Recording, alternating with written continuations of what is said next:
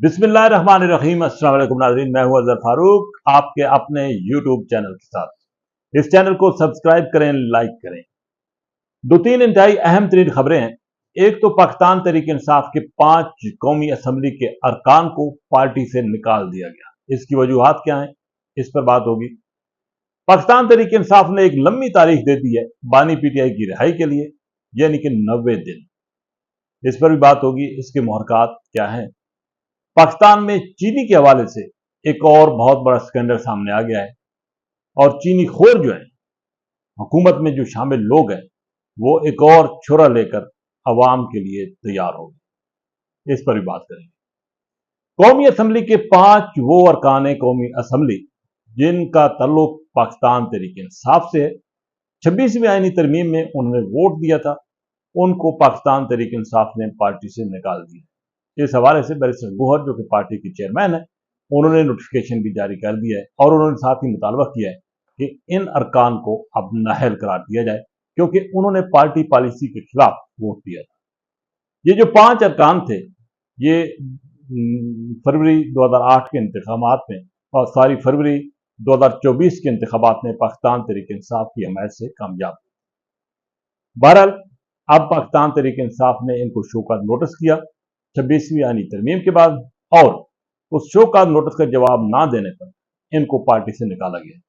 एक ऐसे मौके पर जबकि खैबर पख्तूनख्वा में सेनेट का इलेक्शन होने वाला है और खदशा ये जाहिर किया जा रहा है कि शायद पाकिस्तान तहरीक इंसाफ के वहां से भी कुछ MPs इसी तरह की बगावत करेंगे और पार्टी पॉलिसी के खिलाफ वोट भी करेंगे। उनको खबरदार करने के लिए पाकिस्तान तहरीक इंसाफ ने यह फैसला किया है, लेकिन वो जो वोटिंग होगी वो खुफिया होगी और बहुत मुश्किल होगा इस बात का तयन करना कि कौन सा PTI का रुकन मुनहरिफ हुआ है और उसने अंदर जाकर बगावत की है और दूसरी तरफ वोट किया है।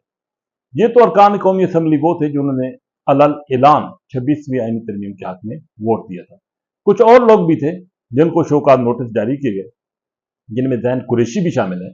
शाह महमूद कुरैशी के साहबजादे हैं और 26वीं आईनी तरमीम से लेकर आज तक वो कौमी असम्बली के किसी इजलास में शरीक नहीं हुए।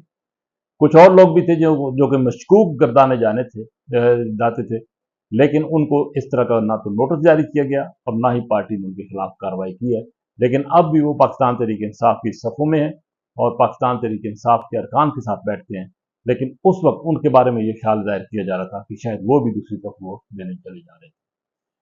पाकिस्तान तहरीक इंसाफ ने जो लाहौर में एक अहम तरीन इजलास किया है, उसके जो अनाउंसमेंट सामने आई है वो ये है कि 90 दिन हुकूमत को दिए गए हैं।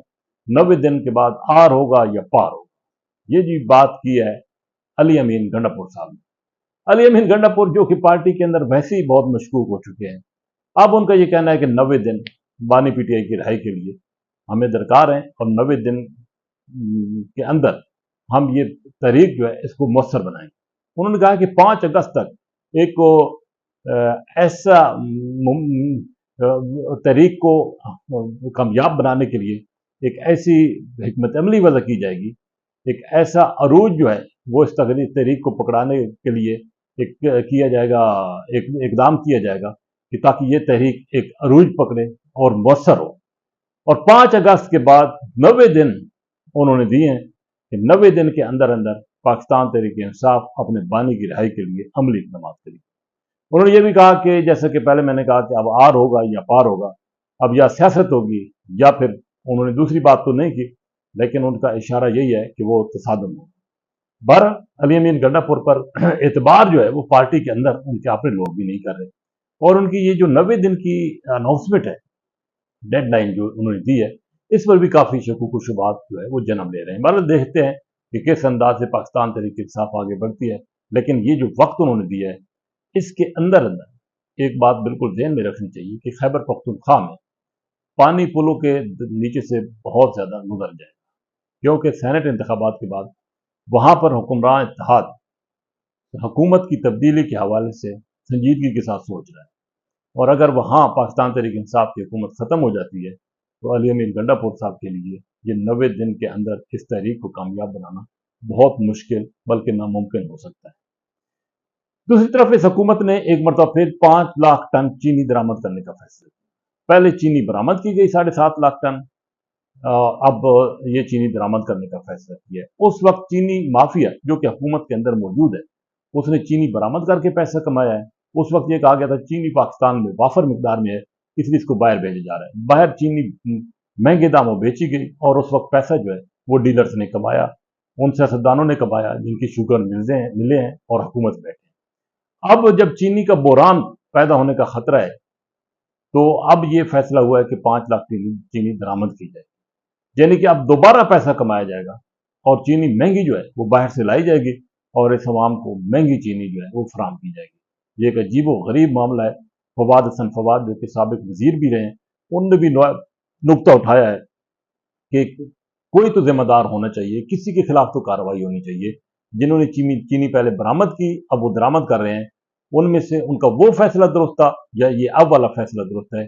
उनका ये कहना है कि इस हवाले से उनको एहतसाब के दायरे में लाया जाए, ऐसे लोगों को जो कि इस बहुत बड़े ब्लंडर का हिस्सा हैं, जिन्होंने पैसा कमाया है। बहरहाल ये हकीकत है कि माफिया जो है वो हुकूमत के अंदर मौजूद है और यही माफिया अवाम की जेबों पर डाका डाल रहा है। अवाम जो है आए रोज महंगाई की चक्की में पिस रहे हैं, लेकिन ये जो माफिया है इनका अपना पेट भी नहीं भर रहा, इनकी अपनी जेबी भी नहीं भर रही और इस तरह के फैसले अब एक बार फिर किए जा रहे हैं कि लाखों टन चीनी जो है वो दरामद की जा रही है। इसी के साथ इजाजत। अल्लाह।